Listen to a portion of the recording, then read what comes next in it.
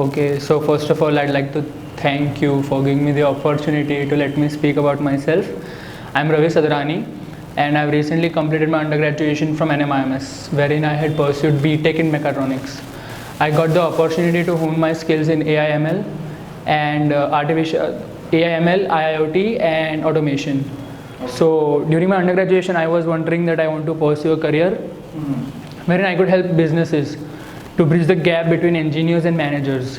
Okay. So I decided to pursue MS in Engineering Management from University of Southern California.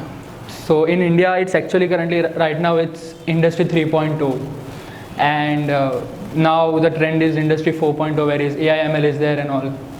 But the thing is that people are switching from IT to AI/ML. So that's why we are seeing a lot of recession, and the trends in the job market is decreasing for the IT sector. Right. That's the current trend.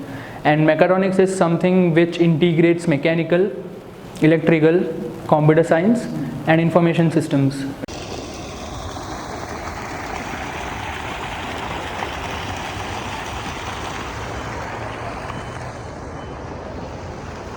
So you did your entire process application to the college on your own. Yeah. So tell me, who's the person behind this, and how did you research, and how did you do all this? So major credit goes to my father for that, because he has done more research than me. I was the one who was actually delegating him tasks that can you please do some research on this, I was looking for this, can you read about this and all. And even if I don't tell him, he was searching by himself, and he was like, do you know what about this, do you know what about this and all. So okay. All right. So tell me, how did you you filed for your visa on your own, US visa, right? Yeah. So tell me about how you scheduled your interview, and how did that interview go? So actually there are many steps for the visa process. Like it took me a year about for the preparation itself, not for the visa but for the process entirely. The first step is that you do your due diligence on the research and the universities which you want to pursue your course and all. And the first part for that is preparing for IELTS and giving it. Right. Because what happens that if you don't give IELTS, you won't be able to apply, and you'll miss your intake. Right. That will be a major problem for that. So okay, let's talk about a little bit about your IELTS journey. How Sure. did you start? How did you start preparing? So I remember it was a year back. So I still remember that I had 3 weeks left to prepare and give the IELTS exam. And in the meantime, I had completed my internship from Huber Group. And I knew I had to search some place which was near my home place, like in my hometown itself. And fortunately, I found the right place. I found it through a Google search. I wrote IELTS coaching classes in Valsad, and the first name that popped was yours. Right. And then I did my research, I read your reviews and something about who you were and all. Correct. And I was pretty sure that I want to do my Right. IELTS from there itself. So what in IELTS, if we talk about your training, I remember that we had to give it for rechecking, because we wanted more than 7. Yeah. And the score you got was We wanted exactly 7. 8, You wanted 7.5, right? Yeah. So tell me about what was the score that you did not like, and how we did that. So actually the truth was that I was expecting 8 minimum, but I didn't receive that, so I was pretty unhappy with that. The thing was that in the VAPI test center, there were some issues with the technical glitch during the listening session. Right. And I wasn't expecting so low in my speaking. Right. But yeah. So then I think we applied for a Rechecking. Yeah, TRF. Rechecking. Yeah, so that's another whole process. Like if we apply for rechecking, I think we have to pay some fees, and it's around 12,000. Yeah, another 12,000. And what we can do is we can also opt for another test in that amount of money. So why did you go for rechecking rather than giving the exams again? Because I was pretty confident that 7 is not the score which I deserve. Yeah. Right. Okay. So what was the difference after the rechecking? I think my writing part changed from 6 to 6.5. Right. And that made a huge difference. So it became overall 7.5. 5, yeah. 7.5, right? Yeah. Great. So that means that there are a lot of students who do give their exams, and then when they are not happy, they go for it again. Right? Yeah. So how were you sure? Why were you sure that your writing was not 6 and it was more? No, I wasn't sure about the writing. I was pretty sure about the speaking part. Correct. Because as far as I remember, writing I had practiced a lot. It was creative more, but I made a bit of grammatical mistakes and all. Right. So I wasn't sure about it. But yeah, it was the one that increased my score. Great. So now, in how many days did you get your visas? Around a week, in a week. Just in a week. Just in a week. Right. And so they immediately, That was, yeah, we get options to collect it from some place, right, or we can get it home delivered. Correct, like the thing. Okay, now talking about your interview, the US visa interview, which is dreaded by everyone. Like people are scared of it. Yeah. For months. So tell me about who took your interview. What were your feelings when you were going there? You were standing and waiting for your turn, and then what were the questions they asked you? So for the interview, but I was pretty chill about it because I knew it's just a part of the process and not the end goal. My end goal was to complete my education from one of the top universities, and that's what I had kept in my mind. Also, one of the factors that fueled my motivation were the sacrifices made by my parents. Right. And they had spent their hard-earned money on giving me the best of opportunities and education that's available.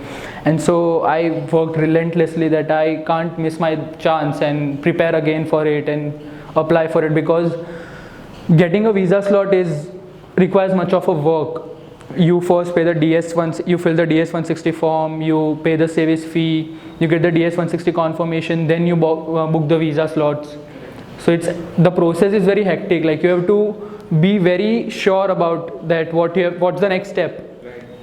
So when I got the chance, also there was always some difficulty when I was applying for the visa interview and all, because my account got banned for 3 days. Right. And I wasn't aware about it, that if you refresh the page again and again, you might get banned for that. Right. And 3 days is a lot, and US doesn't give so many chances for the visa slots.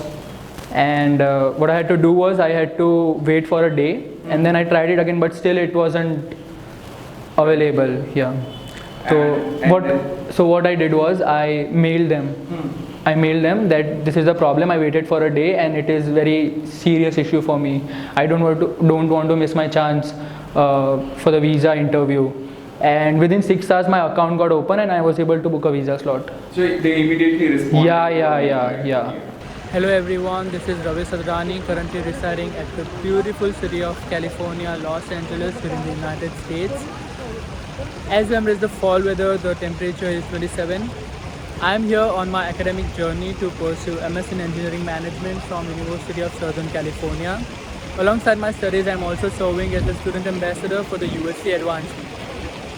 And when you went for the interview, who was the person taking the interview? It was an American lady in her mid-40s or something. Right. What were the questions?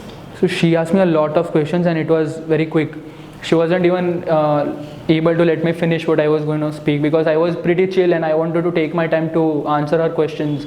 But she was pretty quick. She just checks that if the applicant is confident and is able to answer the questions or not. And I was well prepared for that. What were the technical questions that you were asked? Technical as in... it was about my university, yeah. So it was, what university are you applying for? What's the course? How much did you receive in your undergraduate? And what are your plans after masters? Were the technical questions that you received. And another one were generic questions which they ask. Related to funds and everything? Yeah, related to funds. What does your father and parents do and all. Right. Okay. Alright. So what does your father feel now after seeing that he has been successful in your journey to USA? My parents are quite happy. They were like, they didn't imagine that I would get an admission from one of the top universities like University of SoCal. And yeah. Great, excellent. So tell me, what do you see yourself doing in the future in US? So after you finish your education. So after finishing my education, I want to contribute at a leadership position, working with companies like McKinsey or BCG as a management consultant. Okay. I want to gain some experience, and then I'll see what I have to do. Or are you also prepared for part-time jobs? Yeah, sure. So USA, unlike Canada, it allows us on-campus jobs. If we work off-campus, it will be illegal. Okay. Yeah, for USA. Right. So I'll be applying for TA, RA and the on-campus jobs which are available at the USC. So, what advice would you give to students who are, in this journey throughout their, whole process? What kind of mindset should a student have?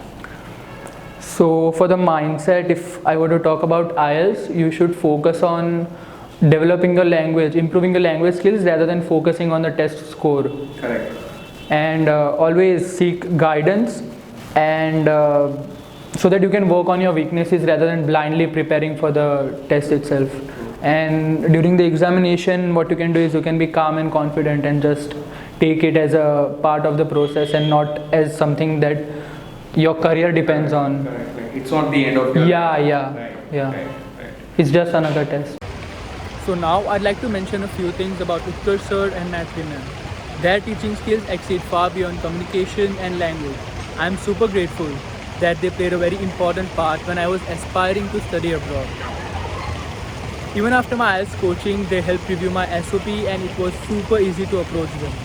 Anyone who wants to prepare for IELTS coaching or want to improve their vocab or communication should reach out to them. And since you studied in Pune, right? No, I studied at Shirpur, NMIMS. Okay. So compared to that, how do you think the exposure that you get in USA will be different? So I was always looking out for opportunities that could help me. I always wanted to meet different kinds of people of different cultures, ethnicity and walks of life that could challenge my way of thinking. Right. And for that, even after my 12th, I wanted to pursue my education abroad itself. Right. But I think there was a reason, and I'm grateful that I didn't go at that time. And now I'm getting a chance to go to USA. Amazing. And what about your stay over there in US? It's of 5 years. Okay. So for now, right now, the visa is of 5 years. After that, I can update my H1B visa. I can work there on H1B visa. And for the accommodation part, where you staying? So I will be staying off campus. Okay. And we've decided a place. It's in the USC zone itself.